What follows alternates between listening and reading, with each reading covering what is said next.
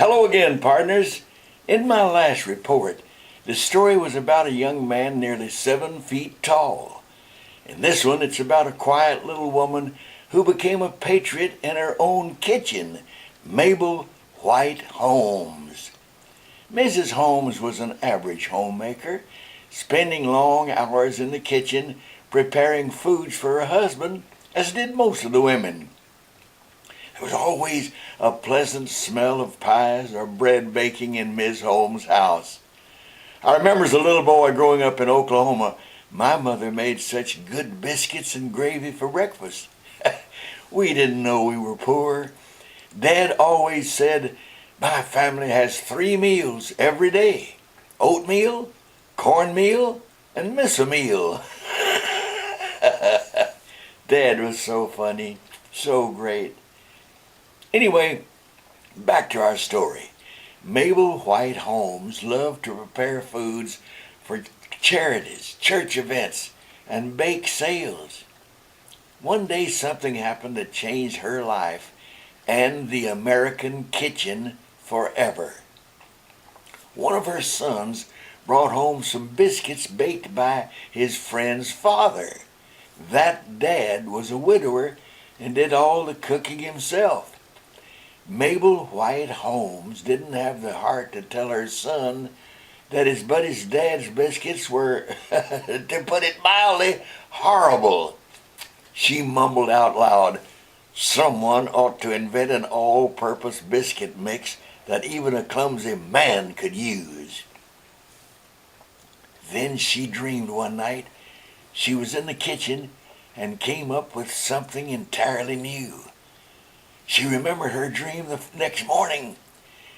She said out loud to herself, maybe it's about time I invented that foolproof baking mix myself. Now this was in the 1930s, and food shortage during the Great Depression became a reason Mable wanted to help people make better meals.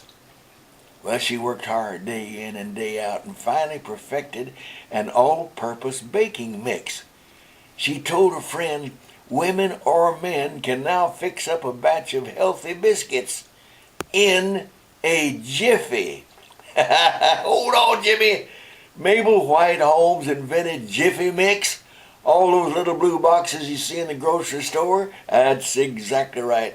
She certainly did. She took her recipe to a nearby bakery company, and it became an instant hit. Now busy women didn't have to combine flour, sugar, salt, eggs, baking powder, and other ingredients.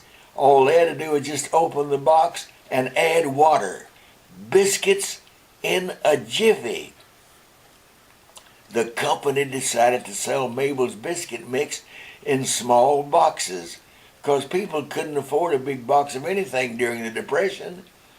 Well, people bought the mix when they had the money, one small box at a time. Think of this. Over the years, the line of Jiffy mixes has expanded dramatically. The company's main products are now muffin mixes, corn muffins, banana muffins, chocolate muffins, several others. That's making me hungry right now. Mable White Holmes Company now includes 24 different mixes that all started with one idea. Was to find a way to help even a man do the right thing in the kitchen. Golly. Partners, by the way, during the Second World War, Jiffy made its mixes available to military mess halls. No, not in those little boxes. Can you just see some burly mess sergeant opening one of those little boxes one at a time? No. Jiffy put its mixes in 55-gallon drums for military use. Wow. Today, little boxes of mixes are among the largest selling in the whole world, and Jiffy Cornbread Mix is the biggest seller. It accounts for 91% of all the company's output.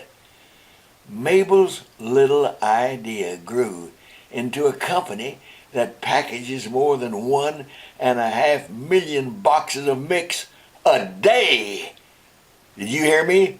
Packages more than 1.5 million boxes of Jiffy Mix a day. So, Jimmy, Mable was a kind of patriot without ever firing a gun or going into battle. Right? Yes, that is exactly right.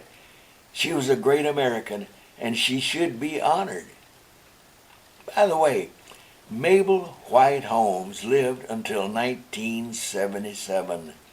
So you see, not all of our patriots were from early American days. I'll say wow again.